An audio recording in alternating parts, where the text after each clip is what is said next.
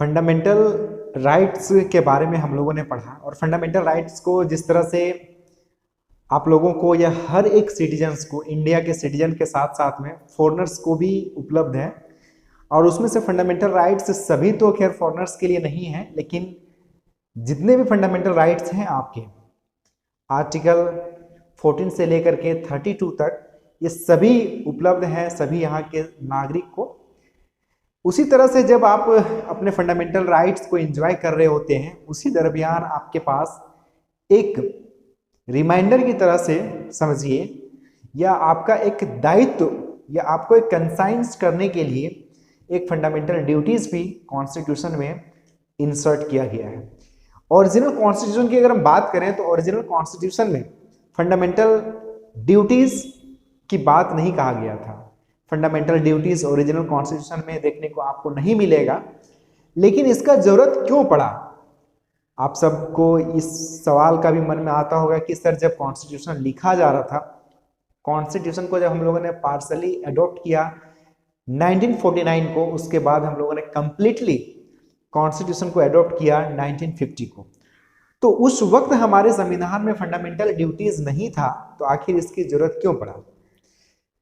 देश में इमरजेंसी के दौरान सरकार को इस बात का जरूरत लगा कि देश में जब लोग एंजॉय कर रहे हों अपने राइट्स को, तो साथ ही साथ उनको एक कर्तव्य भी होना बहुत जरूरी है, और देश के प्रति एक कर्तव्य हो, ना कि सरकार के प्रति।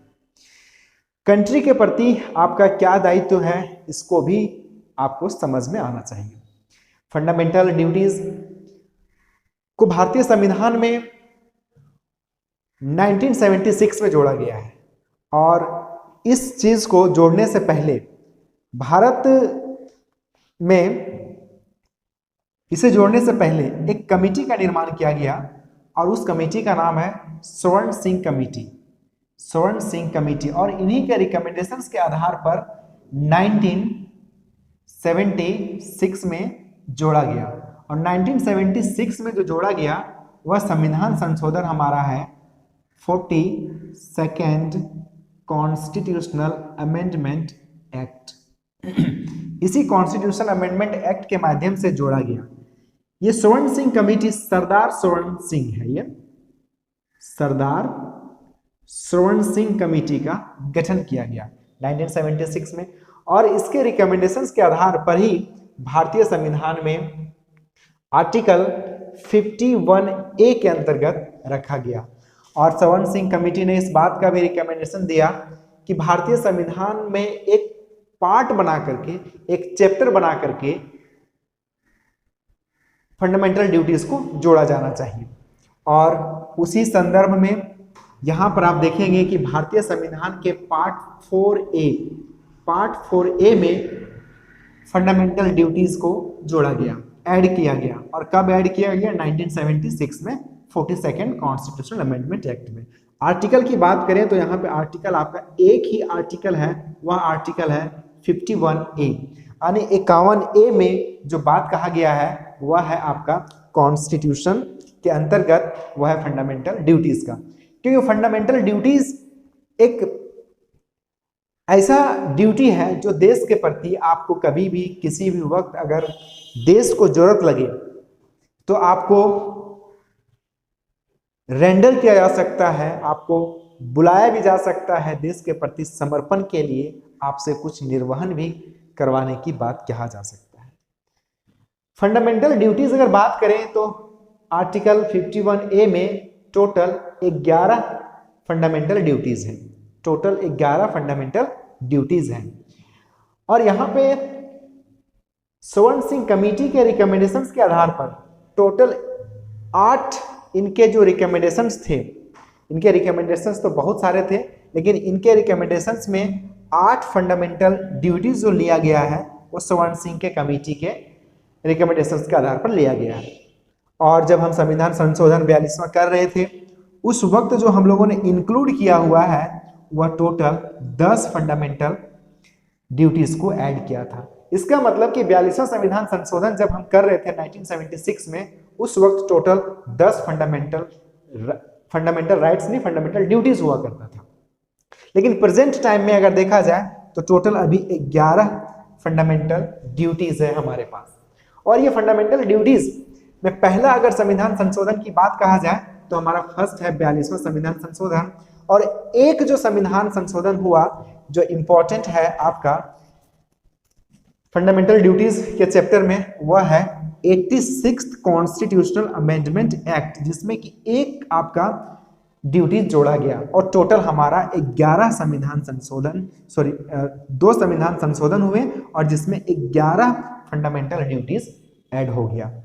अगर आपसे पूछा जाए सवाल, वैसे आमतौर पर वन लाइनर क्वेश्चन के तौर पर आ ही जाता है कि फंडामेंटल ड्यूटीज को कहां से हम लोगों ने अडॉप्ट किया है या इंस्पायर्ड है, तो वह है हमारा यूएसएसआर, रशिया से हम लोगों ने इसे अडॉप्ट किया है, यूएसएसआर से हमारा इंस्पायर्ड है। आई होप यहां तक जो भी बातें हैं समझ में आ गया होगा। ऑब्जेक्टिव के लिहाज से अगर हम देखें तो आर्टिकल 51 में मेंशन है टोटल 11 फंडामेंटल ड्यूटीज हैं और पार्ट 4A में इसे रखा गया है। कहां से इसे इंस्पायर्ड हुआ, कहां से लिया गया है, तो यूएसएसआर से लिया गया है। इसमें पहला जो संविधान संशोधन हुआ था वो 42वां संविधान संशोधन के माध्यम से 10 फंडामेंटल ड्यूटीज को जोड़ा गया और एक जो फंडामेंटल ड्यूटीज को जोड़ा गया वो 86th कॉन्स्टिट्यूशनल अमेंडमेंट एक्ट 2002 में जोड़ा गया। यहाँ पे देखेंगे कि जो सेटअप किया गया था जो स्वर्ण सिंह कमेटी, आमतौर पर सवाल यह भी आ जाता है कि स्वर्ण सिंह कमेटी को लेकर के किस संदर्भ में स्वर्ण सिंह कमेटी का गठन किया गया था, तो स्वर्ण सिंह का कमेटी का गठन हमारा फंडामेंटल ड्यूटीज के संदर्भ में किया गया था और इसमें सेपरेट चैप्टर के रूप में भी रिकमेंडेशन आया था और कहा गया कि जब आप एंजॉय कर रहे हो राइट्स को, उसी वक्त में आपका एक एडिशनल ड्यूटीज भी होता है जो आपका फंडामेंटल ड्यूटीज के तौर पर देखा जाएगा। गवर्नमेंट इस बात को एक्सेप्ट भी किया और 42वां संविधान संशोधन को इनेक्ट करते हुए उन्होंने ऐड किया नया पार्ट को, और नया पार्ट हमारा कौन से संविधान में ऐड हुआ, वो है 4A, 4A को ऐड किया और यहां पर कंसिस्ट किया, जोड़ा, एक ही आर्टिकल है इसके अंदर जो आपका 51A है। आप अगर डीपीएसपी पढ़ेंगे तो 36 से लेकर के 36 से लेकर के 51 तक आर्टिकल जो है वो 4 में है, भाग 4 में, और वह हमारा डीपीएसपी की बात करता है। लेकिन 51A में हमारा फंडामेंटल ड्यूटीज की बात करता है, ये ऑब्जेक्टिव भी आता है। यहाँ पे अब हम देखें तो सबसे इंपॉर्टेंट बात यहाँ पे देखिए कि फंडामेंटल ड्यूटीज जो है वो नॉन जस्टिसेबल नेचर का है। इसका कहने का मतलब है इनफोर्सेबल नहीं है। फंडामेंटल ड्यूटीज अगर आप निर्वहन नहीं करते हैं तो ये आपको कोर्ट के द्वारा इन्फोर्स नहीं करवाया जा सकता है, ये बात यहाँ पे आप देखेंगे, इसका नेचर है। जिस तरह से डीपीएसपी हमारा नॉन जस्टिसेबल नेचर का है, सेम उसी तरह से हमारा फंडामेंटल ड्यूटीज भी नॉन जस्टिसेबल नेचर का है, इनफोर्सेबल नहीं है। आई होप यहाँ तक सारी बातें समझ में आ रही होगी। और यहाँ पे अगर आप देखें कि लिस्ट यहाँ पे टोटल 11 है। यहाँ पे कहा जाता है कि हमें पालन करने के लिए कॉन्स्टिट्यूशन का रिस्पेक्ट करने के लिए नेशनल फ्लैग को, नेशनल एंथम को और आइडियल्स को, जो स्ट्रगल के वक्त में जो आइडियल्स हैं, जो फ्रीडम्स के समय में जो स्ट्रगल, इन तमाम चीज़ों को पालन करना है, हमें चेरिश करना है, फॉलो करना है नोबल आइडियल्स को, अपहोल्ड करना है, प्रोटेक्ट करना है देश के सॉवरेनिटी को, इंटीग्रिटी को और यूनिटी को, डिफेंड करना है हमें कंट्री को, सुरक्षा रक्षा करने की बात कहता है, ब्रदरहुड्स, देश में भाईचारा की भावनाओं को बनाए रखना है, इस बात को भी यहाँ पे हमें ड्यूटी के तौर पे दिया जाता है। वैल्यू एंड प्रिजर्व, हमें जितने भी हमारे विरासत की चीजें हैं या धरोहर हैं, इसको हमें प्रिजर्व करना है और इसे हमें सुरक्षित भी रखना है। प्रमोट करना है हमें और अपहोल्ड और इम्प्रूव करना है नेचुरल इन्वायरमेंट को, जो भी आप जैसे फॉरेस्ट है, रिवर है, लेक है, ये तमाम चीज़ों को हमें क्या करना है, प्रोटेक्ट करना है, प्रिजर्व करना है और इसे इम्प्रूव करते हुए चलना है। डेवलपमेंट की बात कहा जाता है कि साइंटिफिक टेम्परामेंट, हमारा एक ड्यूटी है कि हम वैज्ञानिक सोच या वैज्ञानिक दृष्टि को डेवलप करें और हमें इस बात को भी कहता है कि ह्यूमनिज्म को भी प्रमोट करें, ह्यूमनिज्म को भी बना करके रखें और इंक्वायरी भी करें, चीज़ों को, तथ्यों को जानने की बात करें और रिफॉर्म करने की भी बात आपको कहा जाता है ड्यूटी के अंदर। अगर हम बात करें सेफ गार्ड का, तो यहाँ पे कहा जाता है कि जो पब्लिक प्रॉपर्टी है उसका सेफ गार्ड करें और एब्जर, यानी आप लीगली तरीके से उस चीज़ का शपथ के साथ त्याग दें, जैसे वायलेंस की बातें कहा जाता है, त्याग करने के लिए कहा जाता है। स्ट्राइव करने के लिए हमें कोशिश करना है, हमें इस बात को कोशिश करना है कि कलेक्टिवली देश के प्रति सामूहिक तरीके से जब कोई बात हो देश को आगे की ओर ले जाने के लिए, तो कलेक्टिवली रेस्पॉन्सिबिलिटी अपना निभाएं। और लास्ट में जो एक जोड़ा गया है, लास्ट में जो आपका 86 कॉन्स्टिट्यूशनल अमेंडमेंट एक्ट में 2002 में, इसमें कहा गया है कि हर एक गार्जियन को, पेरेंट्स को, या फिर जो भी बच्चे हैं आपके या वार्ड हैं, उनको 6 से लेकर के 14 ईयर्स तक उनको एलिमेंट्री उसको एजुकेशन देने की बात कहा जाता है इसके अंतर्गत। और ये बात ऐड कब किया गया है, तो 2002 में ऐड किया गया है 86 कॉन्स्टिट्यूशनल अमेंडमेंट एक्ट में। आई होप यहाँ तक सारी बातें आपको समझ में आ गया होगा। यहाँ पे थोड़ा सा फीचर्स की बात कर लेते हैं कि आखिर फंडामेंटल ड्यूटीज का क्या क्या विशेषता है, फीचर्स। फंडामेंटल ड्यूटीज, दो तरीके से ड्यूटीज आपको देखने को मिलेगा, एक तो मोरल ड्यूटीज, दूसरा है सिविक ड्यूटी। सिविक ड्यूटी को आप सिटीजन ड्यूटी भी कह सकते हैं। मोरल ड्यूटी में आपका जैसे कहा जाता है कि स्ट्रगल को, जैसे फ्रीडम के टाइम पे जो संघर्ष हुआ, इसको चेरिश करना है, इसके नोबेल को, आइडियल को चेरिश करना है। लेकिन वहीं पे अगर आप देखें कि यहाँ पे आपको रिस्पेक्ट करने की बात कहा जाता है, कॉन्स्टिट्यूशन को, नेशनल फ्लैग को, नेशनल एंथम को, तो ये आपका सिविक ड्यूटी होता है। दूसरा में रेफर क्या करता है ड्यूटी हमारा, कि आप देखिए, जानते होंगे कि हमारा जो ट्रेडिशन है, हमारा जो मैथोलॉजी है या फिर हमारा रिलीजन है, इसमें भी कहा जाता है कि आपका कुछ कर्तव्य है, कुछ आपका कार्य है जिसको आपको करना है। वही बात यहाँ पर आपको देखने को मिलेगा।